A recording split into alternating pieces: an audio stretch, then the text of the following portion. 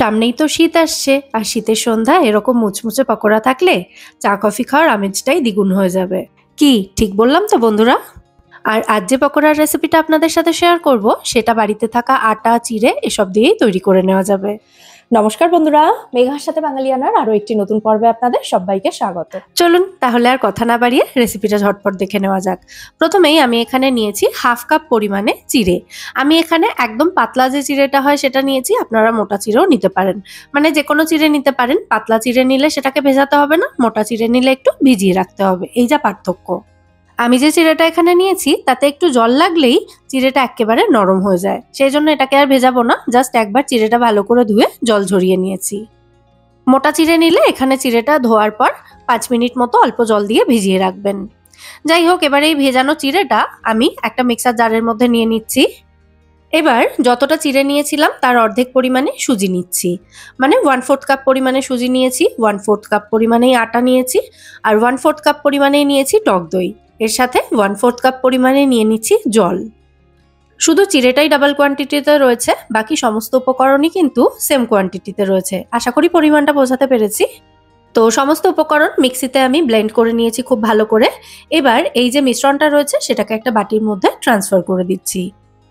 জল কিন্তু খুব বেশি দেবেন না এটা ব্লেন্ড করার সময়, তাহলে মিশ্রণটা পাতলা হয়ে যাবে। মিশ্রণটা এরকম একদম একটু টাইট টাইপের হবে। তো এবার এর মধ্যে আরো কিছু উপকরণ আমি দিয়ে দেব। আর এখানে যে আমি আটা ব্যবহার করেছি এর পরিবর্তে আপনারা ময়দাও ব্যবহার করতে পারেন।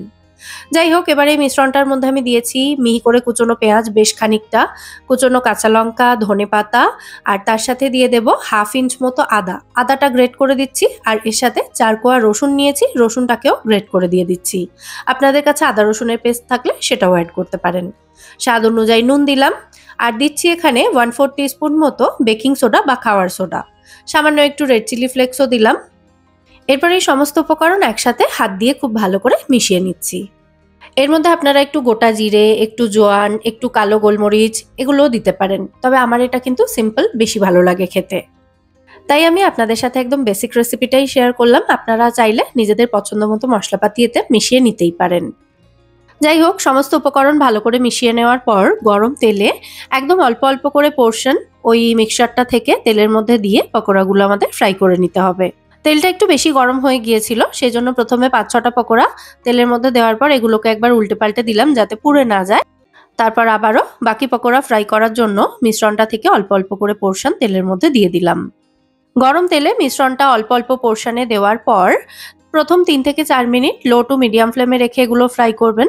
তারপর গ্যাসের ফ্লেমটা মিডিয়াম টু হাইতে করে দিয়ে বাকি আরও 2-3 মিনিট এগুলোকে হাই ফ্লেমে ফ্রাই করে তুলে নেবেন। তো একদম প্রথমে যে পকোড়াগুলো তেলের মধ্যে দিয়েছিলাম আমি, সেগুলো রেডি হয়ে গেছে, ওগুলোকে তুলে নিলাম। তারপর একই রকম ভাবে বাকি সমস্ত পকোড়াগুলো সুন্দর গোল্ডেন ব্রাউন কালার আসা পর্যন্ত ফ্রাই করে তুলে নেব। শেষের 2-3 মিনিট যদি পকোড়াগুলোকে হাই ফ্লেমে ফ্রাই করে তারপর তেল থেকে তোলা হয়, তাহলে কিন্তু পকোড়াগুলো খুব বেশি তেল অ্যাবজর্ব করবে না। এদিকে দেখুন আমাদের পকোড়াগুলো কিন্তু সুন্দরভাবে ফ্রাই করে নেওয়া হয়ে গেছে। এটা অর্ধেক মিশ্রণ ব্যবহার করে এতগুলো পকোড়া হয়েছে। 2টো ব্যাচে আমি পকোড়াগুলো ফ্রাই করে নেব। এটা প্রথম ব্যাচের পকোড়া। আওয়াজ শুনেই আশা করি বুঝতে পারছেন পকোড়াগুলো কতটা মুচমুচে বা ক্রিস্পি হয়েছে। বাড়িতে বাচ্চা থেকে বড় সকলেরই কিন্তু ভীষণ পছন্দ হবে এই আটা চিড়ের পকোড়ার টেস্ট। অবশ্যই রেসিপিটা বাড়িতে ট্রাই করবেন, সমস্ত উপকরণ তো আমাদের বাড়িতেই সবসময় থাকে। তো আজকের এই আটা চিড়ের পকোড়ার রেসিপি যদি আপনাদের ভালো লেগে থাকে, ভিডিওটাকে বরাবরের মতো একটা লাইক এবং শেয়ার করে দেওয়ার অনুরোধ রইল। সাথে এরকমই নিত্য নতুন রেসিপি পাওয়ার জন্য আমার দুটো রান্নার চ্যানেল মেঘার সাথে বাঙালিয়ানা এবং মেঘার সাথে বাঙালিয়ানা 2.0 এই দুটোকে সাবস্ক্রাইব করে নিতে কিন্তু একদম ভুলবেন না। আজ তাহলে এ পর্যন্তই, আবার দেখা হবে পরের পর্বে নতুন কোনো রেসিপির সাথে। সবাই সুস্থ থাকবেন, ভালো থাকবেন এবং সবাইকে খুব ভালো রাখবেন। নমস্কার।